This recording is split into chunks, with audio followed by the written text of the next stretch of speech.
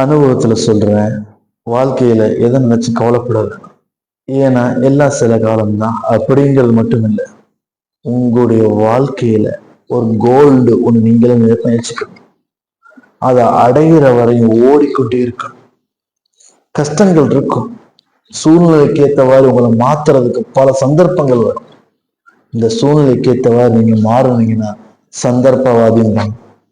அதே சமயத்துல இங்க இருக்கக்கூடிய காலகட்டத்துல நம்ம பேசுற ஒவ்வொன்றுக்கும் நம்மளை என்ன பேசினாலும் ஏத்து பேசுற, ஏன் நீ இப்படி இருக்க, நீ இதை சேஞ்ச் பண்ணு, அதை சேஞ்ச் பண்ணு, நீ அப்படி மாறணும், நீ இப்படி மாறணும்.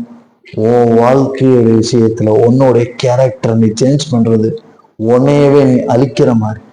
நீயா இரு, நீயா வாழ கற்றுக்கொள். வாழ்க்கையில உனக்கானது உன்னை தேடி வரும். உனக்கானது இல்லாதது உன்னை விட்டு போயிடும். அதை பத்தி கவலைப்படுது. ஆனா எதுவுமே உன்னை விட்டு போறது உனக்கானது அப்படின்னு நினைச்சிருக்கணும். ஏன்னா உனக்கானது உன்னை விட்டு போகாது, உன்னை விட்டு போறது உனக்கானதா இருக்காது. This is your life.